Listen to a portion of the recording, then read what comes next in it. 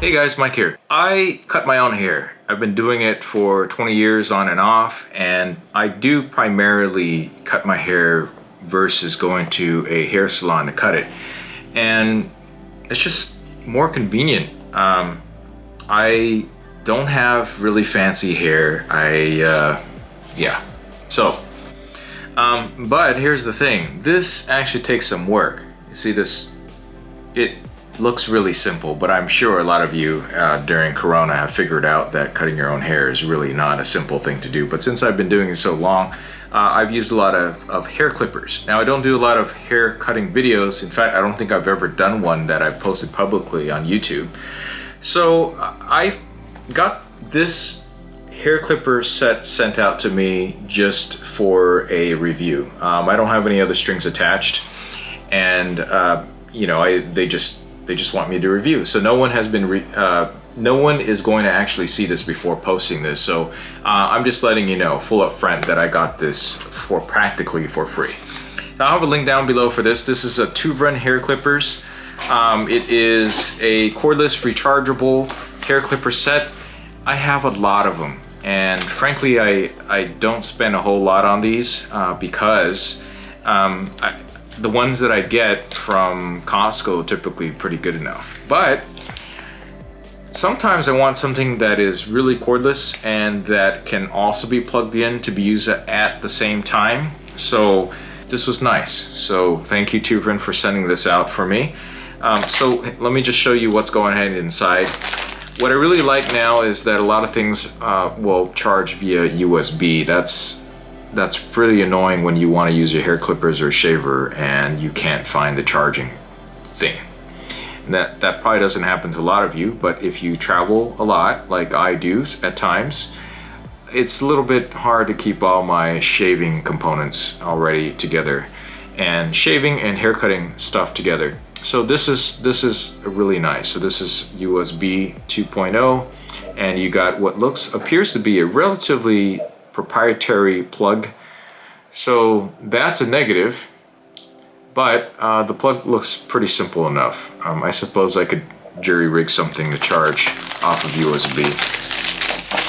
That's kind of a negative. Positive that it's USB, negative that it looks like it's a semi-proprietary plug, but positive again because it looks like it's a simple two-prong thing, nothing super fancy. So if I bust out a 5-volt thing, I could probably charge this up. Okay. This color is gold. I think they have two different colors. Nothing much else to say about that. It is made of plastic. I definitely feel that, and it's actually weighty. So this is not a lightweight unit, which could mean that it has relatively powerful motors or both a relatively powerful battery in here. Looks like I have some adjustments here. Rotate this, has a nice click to it. Let's see if it has any power in it. Oh yeah, it does. Sounds exactly like clipper. Here's what I can tell powering this on and off is that it's relatively friction free, because when I turn it off, it keeps going for a little bit. And that's usually really a positive thing, because that tends to show that it's well lubed and oiled and doesn't use too much power to get these things going. All right, looking at the top of the hair clipper, this part I find a little bit disconcerting, and that is that this piece here, wow, I've never seen this before. This could potentially be a big negative, and I can't tell. I'm gonna look this up. All right, so these hair clippers, look at this really closely. Let's see if you can see that white. Usually it is metal. See that? Metal on metal. This white stuff, and I can't tell from looking at this, looks like it might be some sort of, which I suppose could work, but here comes the real test. My hair is very thick and very wiry.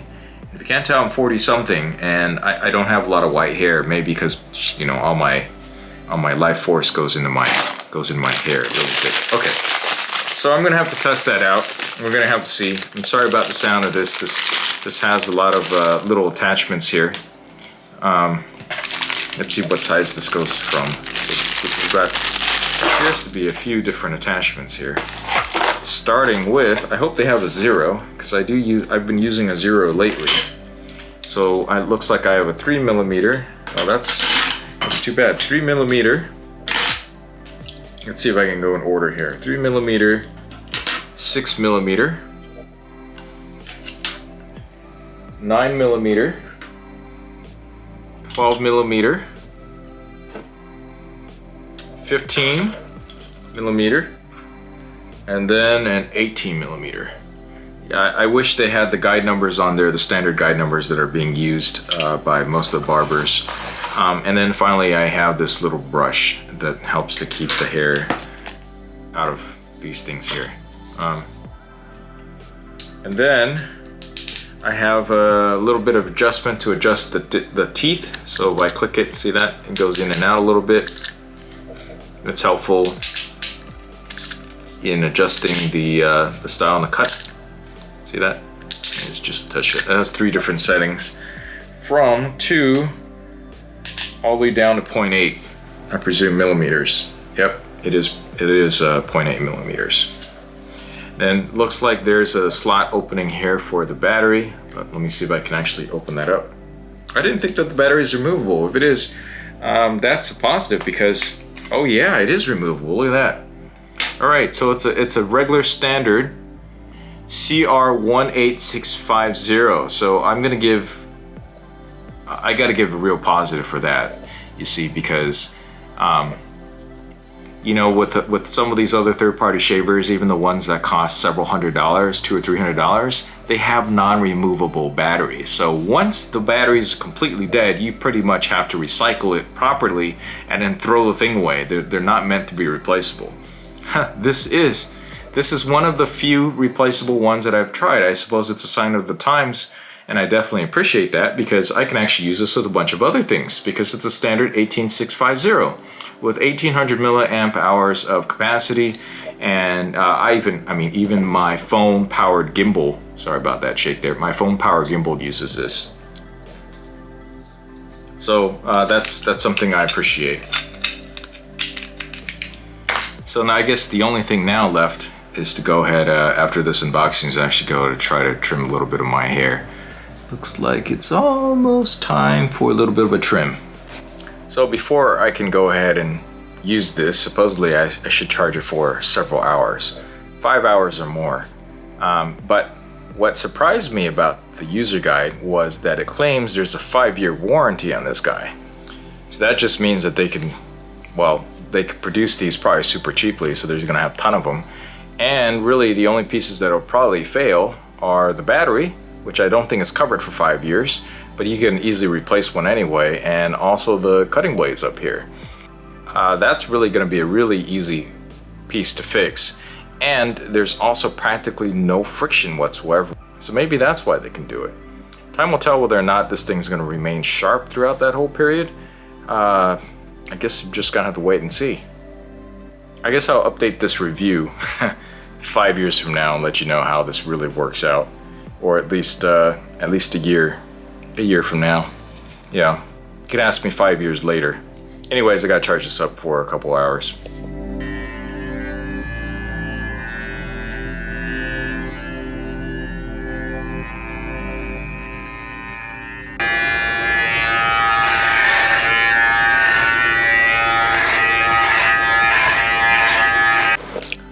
So I've given myself a pretty good trim over the past couple of days, and this right here is the lowest setting possible. That's without putting any of the attachments on. This is a 0.8 millimeter.